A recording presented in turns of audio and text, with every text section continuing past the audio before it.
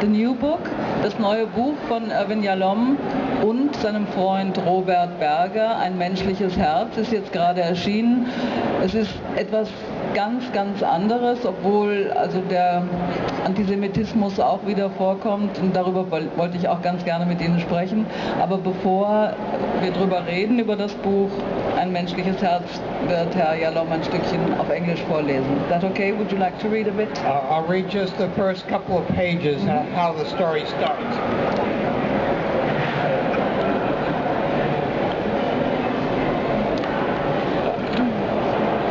At the farewell banquet of my 50th medical school reunion, as it came to a close, Bob Berger, my old friend, my only remaining friend from medical school days, gestured to me that he needed to talk.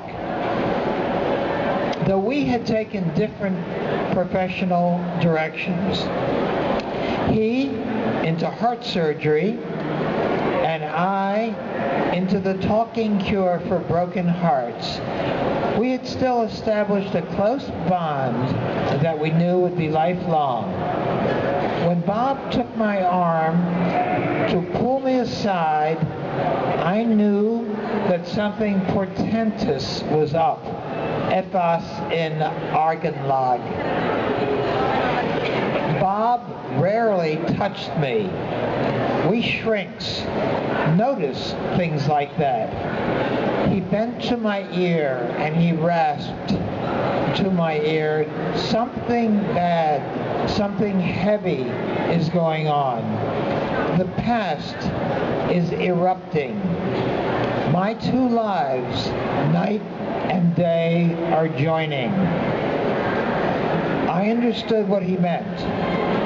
Ever since his childhood, spent during the Holocaust in Hungary, Bob had been living two lives. A daytime life as a friendly, dedicated, and tireless cardiac heart surgeon, and a nighttime life when fragments of horrific memories tramped through his dreams. I knew all about his daytime life, but in my 50 years of friendship, he had revealed nothing about his nighttime life, his dream life. Nor had I ever heard from him a request for help. Bob was self-contained, mysterious, enigmatic. This was a different Bob, whispering in my ear. I nodded, yes, yes. I was concerned, and I was curious. I talked a little bit about how I met him in medical school. And before long, in meeting him in medical school, I learned that he was a war refugee who had survived the Holocaust and found his way alone as a displaced person at the age of 17 to Boston. I thought of myself at 17, surrounded by friends and embraced by my family. I felt naive, soft, flabby. How did you do this, Bob? Who helped you? Did you speak English? Not a word. I started Boston High School. A year later, I started Harvard, then on for medical school. How? How did you live? Where did you live? With whom? Sponsors, relatives? So many questions. He said, I did it by myself. That's your answer. I did it by myself. Perhaps that's enough to get you into the story. Und dann stellt sich... danke.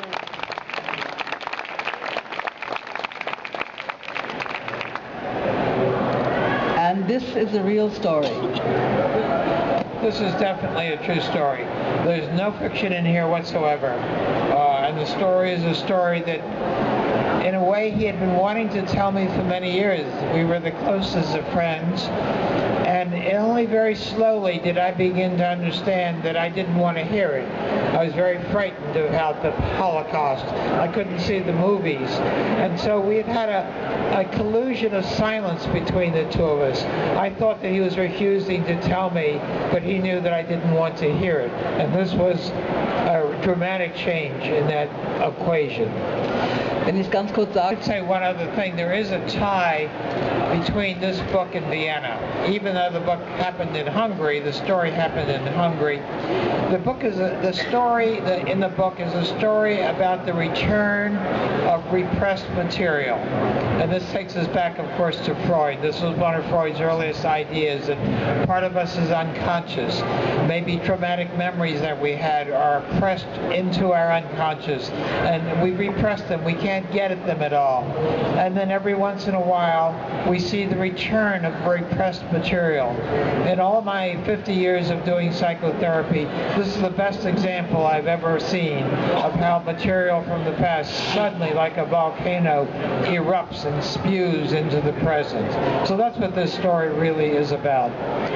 If I have to ask you now, das wollte ich immer schon gerne wissen, ist doch, man hört doch so oft, dass manche Leute Bücher schreiben, also Autoren auch schreiben, weil sie das Gefühl haben, sie müssen etwas loswerden und dass es Literatur eine Art Therapie auch sein kann. Do you believe in that? Literature as therapy?